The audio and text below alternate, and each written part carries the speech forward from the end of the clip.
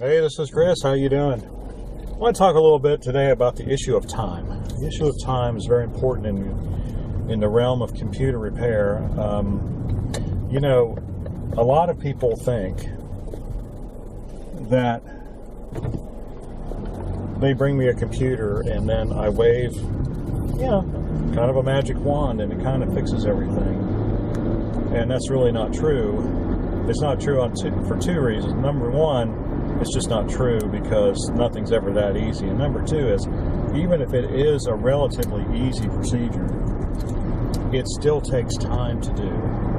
And I'll give you two examples as to why it takes so long. First of all, everything we clean up, if I'm going to do a virus scan, I run Malwarebytes. Malwarebytes takes, generally speaking, 45 minutes to an hour to run. That's how long it takes. It doesn't matter if there's no virus on the computer or not, because Malwarebytes doesn't know whether or not there's a computer virus or not. It doesn't magically sniff them out. It goes through every file until it finds or doesn't find a virus. So there's an hour right there. The other thing I do right before, after everything else is fixed, is I run a defragmenter on the hard drive, and that ensures maximum performance. I know some people seem to think you don't need to defragment Windows machines. They could not be more wrong. I have done 2,500 Windows machines over the course of my computer career now. Every single one of them has benefited from having a defragmentation run on the hard drive. Every single one. It is a noticeable difference. Very noticeable. They can take a machine that barely runs and turn it into a machine that is as fast as it was the day you got it. So, having said that, the last thing I do is run my defrag, and that's my favorite program because it has scripts, and it doesn't just defragment the drive, it optimizes the drive. It puts the files that are accessed the most in the fastest part of the hard drive platter. It's just a matter of physics, trust me. There are sections of the drive platter, kind of looks like a CD, except it's shiny on both sides, that are faster than others. It's due to the rotational speed of the platter. So, long story short, outside of the platter is faster because it's moving faster relative to the inside of the platter. Just as a wheel at the outside, at the tread, is moving very fast at the spindle, right at the hub, it's not hardly moving fast at all. Same principle. So run my defrag, put it on system disk monthly, which is the ultimate defrag setting. It can take 3 or 4 or 5 hours. I've seen it take overnight, especially if a machine's been upgraded to Windows 10. It is amazing.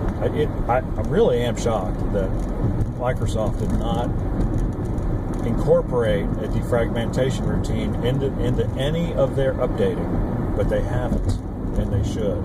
Because you know what? If an update's going to take 3 or 4 hours anyway, what's another couple hours, 3 hours? Just do it. Just say, hey, leave your computer on overnight, wake up in the morning, it'll all be ready, and it'll actually work properly. I mean, that's what they should have done. But anyway, but my point is, now you've got 4 or 5 hours into cleaning up a computer, plus whatever else you got to do, because there's always some other problem, something you have to look up. So it really, honestly, it takes 8 hours for a typical computer to clean it up. And so you've got 8 hours into it, which means it's not getting done that day. It's just not. And so it's going to take at least a day. Some people, like, oh, when can I pick that up? Well, tomorrow. You can't get it today? No, I can't. There's no way I can get it today and not do it properly. I can skip a step or two. I can skip the defragment and give it back to you. But then you won't be happy, and so I don't want that. So that's just just a little open the door into my life and the procedure that I have to follow to get these computers running correctly before I give them back to you. So it's not a quick procedure, and then sometimes you get those computers where you just don't know what happened.